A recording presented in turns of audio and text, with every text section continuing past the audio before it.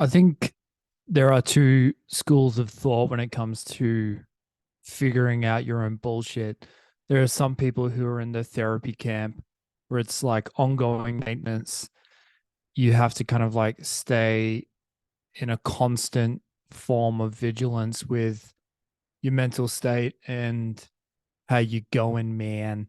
Or you can be like the no, just every so often you need to fucking go deep, go do some like extensive surgery and figure your shit out and then come up for air and then just live your life. And yeah, the older I get, maybe this coincides with my life just getting busier and having less time to kind of just like ponder on like how am I doing today? Which when I was a younger man, maybe I had more opportunity to do that, but I kind of don't believe that therapy works anymore at all.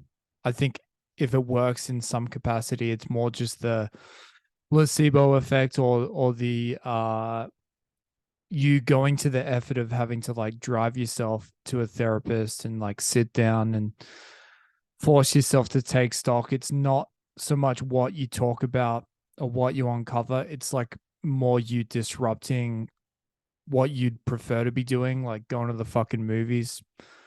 I don't know, go to McDonald's, whatever, whatever you would be doing in place of therapy.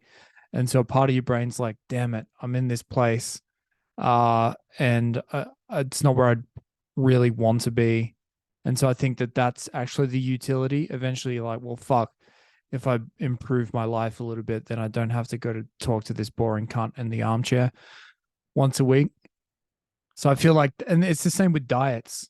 I feel like, the Atkins diet, the fucking low carb diet, whatever, pick your poison. Um, it's more just the fact that you're doing something and you're more vigilant that works as opposed to what you actually figure out.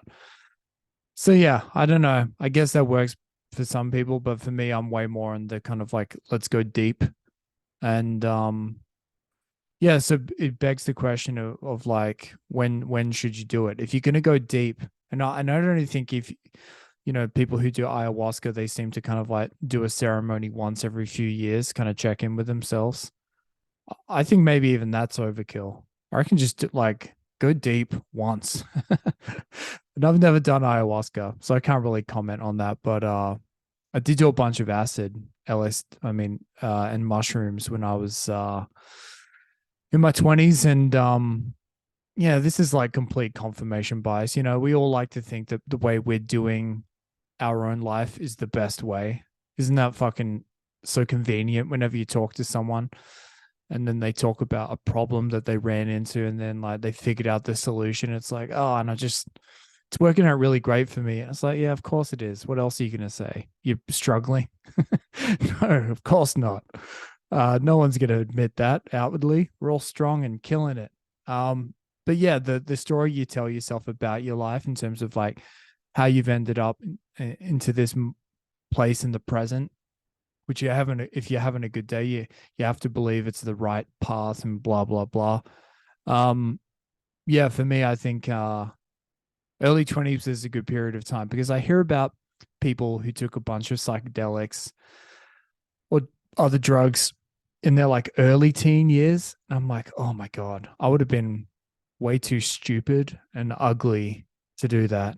Because I remember when I did acid and a lot of the not necessarily my experiences when I was taking acid regularly, it was more the come downs or like this weird kind of fugue state that you'd enter when you'd be up, you'd be exhausted, your brain would be completely fried, all the good, dopamine, serotonin juices had been kind of like squeezed dry, and you were ready for a nappy nap.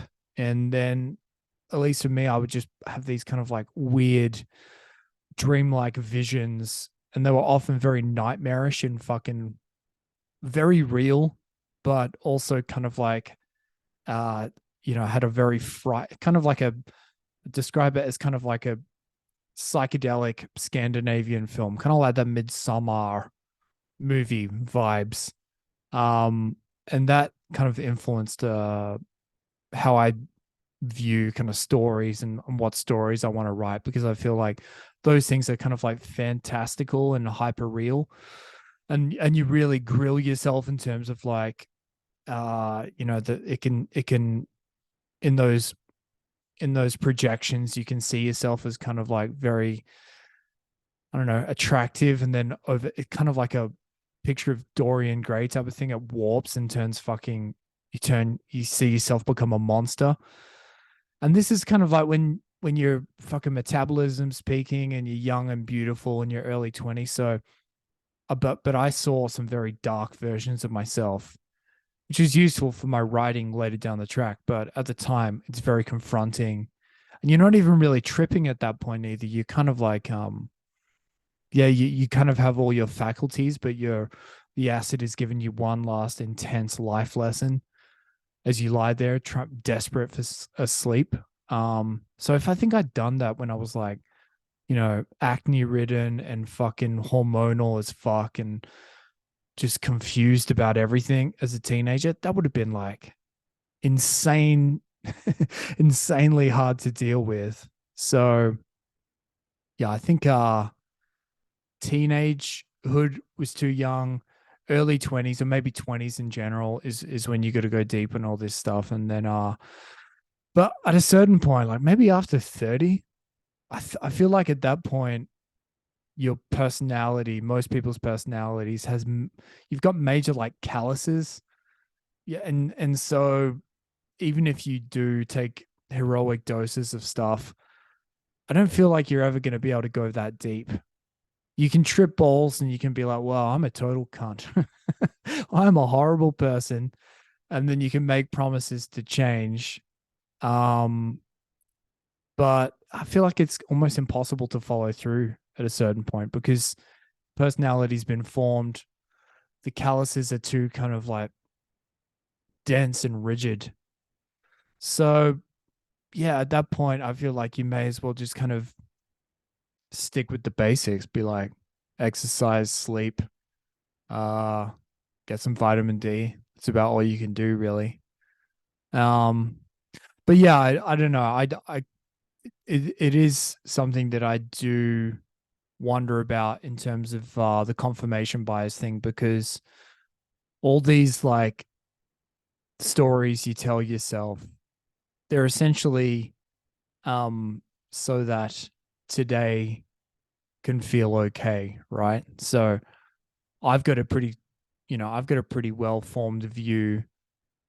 If I met someone like myself, and I wouldn't have this conversation with a 10-year-old, but someone who was 10 years old saying, when should I experiment with psychedelics and kind of fucking do this one big hit of deep work?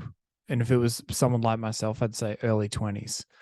But that's only because I just want to feel good about how I feel today, right? It's kind of, I want to validate that, yeah, you made the right pat on the back for me. Well done, man. But um, other people can just make crazy other choices, which for you don't work. But you're like, yeah, that they're doing the exact same thing that I am. We're all chasing the same thing. We all just want a pat on the back for today. We're like, make the past make sense, please. And so your brain goes, all right, mission accepted. And then you come up with a story, and you kind of like factor in all the things that have happened, and create a nice kind of story for what's happened today. Uh so yeah, that's kind of how I feel about these things. That's pretty much my experience. So if you're 10 years old and you're listening to this and you're like me, early 20s, that's when you want to do all this shit.